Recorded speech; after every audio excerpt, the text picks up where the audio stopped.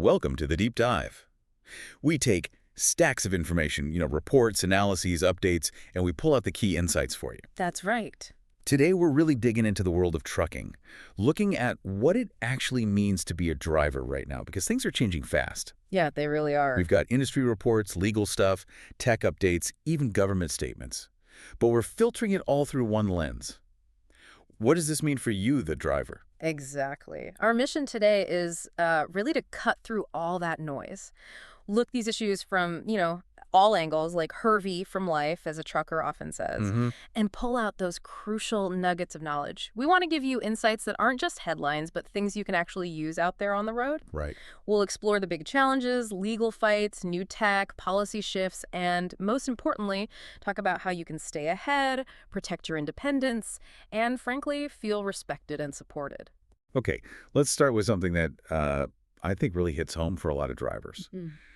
A big legal battle over driver rights really shows why knowing where you stand is so critical. Yeah, this is a big one. We're looking at a $919,000 disability discrimination settlement. Involved a national carrier. Wow, almost $1 million. Right? And the U.S. Equal Employment Opportunity Commission, the EEOC, they alleged this company systematically discriminated against, get this, over 60 truckers. 60. Yeah, over 60. All because they disclosed medical conditions. This wasn't just, a small mistake. It involved actual disqualifications, refusing to accommodate, people losing their jobs. That's huge. How does a company even systematically do that to 60 people? What were they actually doing on the ground? What did that look like? Well, the allegations were things like requiring unnecessary medical exams, denying work based only on the medical paperwork. Even if a doctor said okay. Exactly, even when doctors had cleared them. And, this is key, they were using these blanket policies instead of looking at each driver individually. Ah, okay. So, not about the person, just a broad rule. What did the drivers themselves say? I mean, how did it feel being caught in that? Yeah, we heard some tough stories. One driver anonymously said they felt like damaged goods just for being honest about their health. Another was told, point blank, they couldn't drive without extra documents, even with their doctor's note. And then dispatch just stopped giving them runs, kept pushing them off the schedule. So it's not just a fine then. This case, it sounds like it really sets a precedent. It absolutely does. It's basically a legal blueprint for any driver facing medical discrimination. It reinforces your rights under the Americans with Disabilities Act, the ADA. Right. Bottom line, your doctor's assessment matters, not some generic company policy. Blanket bans are illegal.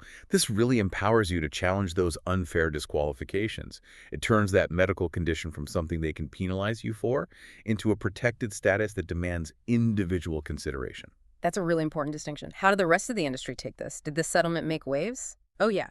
Unions, driver advocates, they're calling it a clear message. Truckers are not robots. Right. Smaller carriers, they're kind of scrambling, trying to figure out compliance. And safety experts are really stressing the need for better HR, better ADA awareness everywhere. It forces everyone to pay attention. Okay, so knowing your rights is one thing, a huge shield. But then there's the day-to-day grind, right? The practical stuff. Like maybe the biggest headache out there, finding parking. Ugh, yeah, the parking shortage. It's chronic. So what's being done? Anything? Well, there's some positive news. West Virginia just landed a nearly $25 million federal grant. It's from the BUILD program. Build. Yeah, better utilizing investments to leverage development. Fancy name, but the money's real. It's specifically to expand truck parking on 3 key routes: I-81, I-64, and I-79. $25 million is serious money for parking. Where's it going exactly? What kind of spots are we talking about? Good question. It includes expanding welcome centers, adding spots there in Berkeley and Kibble counties, and converting an old way station on I-79 in Monongalia County into a new truck parking facility. Okay, so actual new spaces. Why is this grant so significant beyond just the spots themselves? Because it signals the feds are finally listening. They're acknowledging that truck parking isn't just a driver convenience issue, it's a frontline supply chain problem. Right, it affects everything. Exactly. More spots mean less stress for you, fewer potential HOS violations, better safety, not having to park creative on some dark exit ramp. It's peace of mind, but it's also about the efficiency of the whole system. And this investment shows policymakers get that safe parking is critical for your profitability, your compliance, your bottom line. So that's progress on the physical side, the concrete stuff. But what about, the digital side? Technology is everywhere in trucking now. Let's talk telematics. Is it a helpful tool or is it more like Big Brother watching? Telematics. Yeah, it's that mix of GPS, diagnostics, communication, basically tracking everything about the truck. Location, speed, engine health, you name it. And how do drivers feel about that constant stream of data? It really depends who you ask. Fleet managers, they love it. Helps with costs, compliance, coaching drivers. Owner-operators, it's definitely mixed feelings. Some use it strategically for their own business performance. Others see it purely as surveillance. Like digital babysitting. Exactly. Some call it that. Then you have tech-savvy drivers who almost treat it like a co-pilot, using it to boost their own efficiency. But the skeptics are definitely loud. So for a driver listening, maybe feeling watched, Yeah. what's the real talk here? The real talk is telematics isn't going away. It's becoming standard. So the crucial question for you isn't if it's there, but how it's being used. Are you using the data to help yourself? Or is someone else using it just to manage or control you? Right. Smart truckers are figuring out how to leverage these tools for their own benefit before the tools get used against them, taking control of that data. Okay, taking control, that makes sense. Speaking of tech, what about the buzz around battery electric trucks, BTs? Are they really the future for the average driver, or is that still kind of distant, maybe even impractical? Yeah, the EV truck discussion, it's heating up. We've got over 11,400 charging points nationally now, even popping up in more rural spots. But the transition to electric trucks, especially for owner-operators, it's complicated. What are the main hurdles right now if you're behind the wheel? What are the big practical challenges? Number one is probably range anxiety. It's a real thing when getting stuck means losing money. Definitely. Then there's the charging time. It's significantly longer. We're talking, 30 minutes on the absolute best chargers, potentially hours compared to a quick diesel fill up. Hours, yeah, that's downtime. Big downtime. And of course, the upfront cost of the trucks themselves is still really high. That's a massive investment for an owner-operator. How are different parts of the industry seeing this? Are big fleets jumping in faster? They are. Owner-operators are mostly skeptical, kind of watching and waiting. The cost, the charging time, it's just not practical for many yet. Big fleets, though, they're embracing them more. Often it's good PR, they get tax breaks, and critically, they have the capital to build their own charging depots at their terminals. Right. They can control the charging infrastructure. Exactly. Environmentalists obviously are celebrating, but sometimes they overlook the other side, like where the lithium for batteries comes from or the strain on the power grid. Good point. And truck stops. Truck stop owners are cautiously optimistic. They're waiting to see if the demand really justifies the huge investment needed to install all those chargers. So for the average OTR driver, it sounds like the EV revolution still feels a bit like a pie-in-the-sky promise. That's a good way to put it. For many, yes. The reality is a mistake in your route planning or finding a broken charger that could seriously mess up your day, your delivery schedule, your paycheck. So the bottom line is, stay curious, watch what the big guys do, learn from their experiences, but don't get caught unprepared or jump in before the tech and the infrastructure are truly reliable for your specific operation. okay, that makes sense. So we got this new tech rolling out on the ground. How does this connect with the bigger picture plans coming out of Washington? Secretary Duffy at the DOT, he was talking big recently about transportation reauthorization. Yeah, Secretary Duffy highlighted the usual points. Infrastructure upgrades, which is good. Improved trucking safety. Improved meaning? Well, that's the question, right? Also, driver recruitment and retention, sustainability, and tech adoption. But when you connect this to what drivers actually experience... it often feels different on the road. Exactly. Many drivers hear these goals and think, okay, more red tape, less freedom. That disconnect between policy and practice. What are some of the hidden layers there? What do drivers really hear when they hear safety enhancements? Often, yeah, safety enhancements translate directly to more surveillance, more compliance burdens. Not necessarily, say, better rest areas or safer parking, which drivers actually ask for. Right, yeah. And driver recruitment sounds great. But does it address the core issues like detention time sitting, unpaid, unfair broker rates, stagnant pay? Hervey from Life as a Trucker talks about this a lot, as one OTR driver put it. They always talk about elevating the profession. How about elevating the pay first? That really cuts to the chase. And does all this talk about modernization and tech implicitly include autonomous trucks? Is that lurking in the background? That's definitely a concern many drivers have. Is that part of the long-term blueprint? And what about the small guys? The owner-operators, the small fleets already struggling. That's the worry. Will they become collateral damage in this push? Can they keep up with the costs and regulations that often seem to favor the mega fleets? It's something every independent driver needs to be thinking about proactively. Okay, so all these things we've talked about, the legal stuff, the tech, the policies, it all seems to point back to one thing.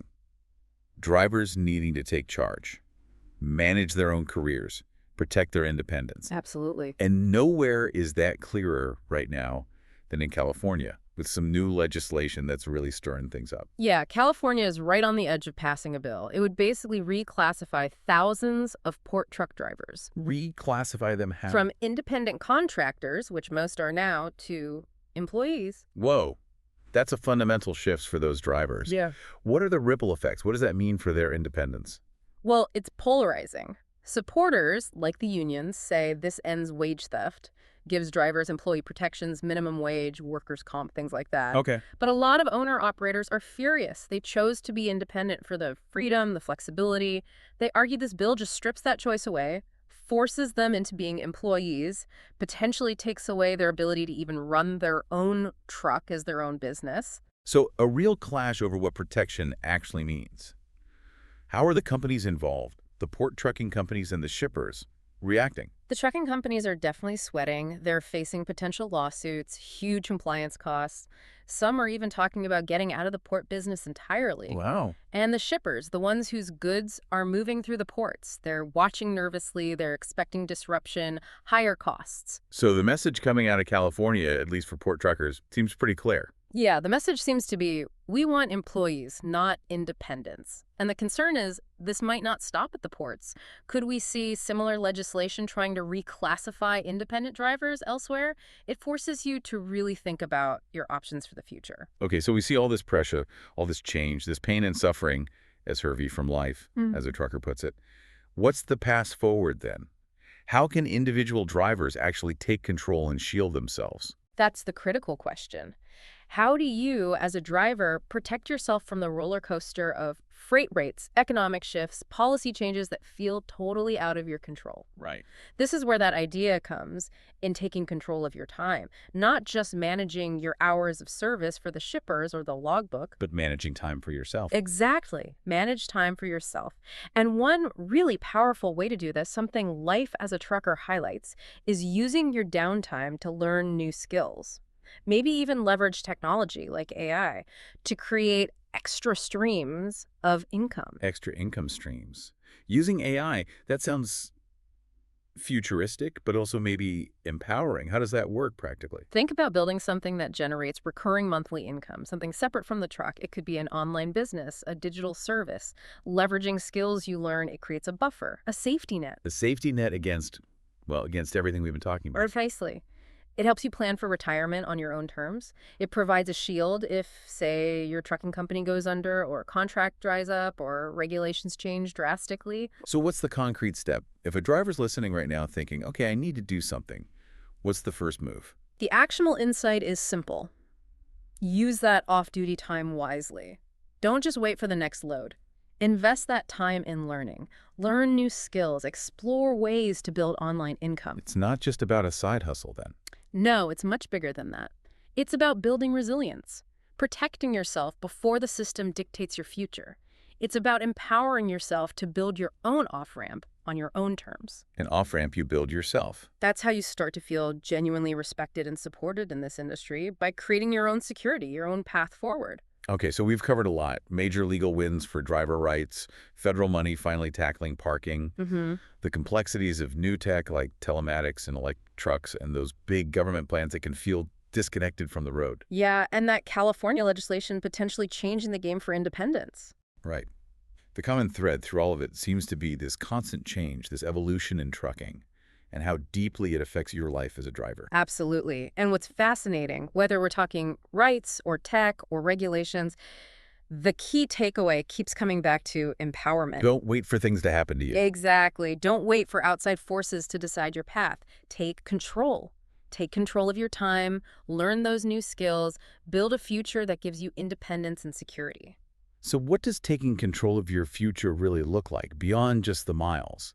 How do you start building that financial cushion, that flexibility? Well, there are resources out there designed specifically for this. Like, For more on driver support, legal tips, getting the right mindset, you can explore places like lifeisatrucker.com. okay. And if you're really serious about planning that exit strategy or learning how to build those extra income streams, maybe using tools like AI, check out retirefromtrucking.com. They've got free guides, training. So resources to actually help you bear that off-ramp. Yeah, exactly.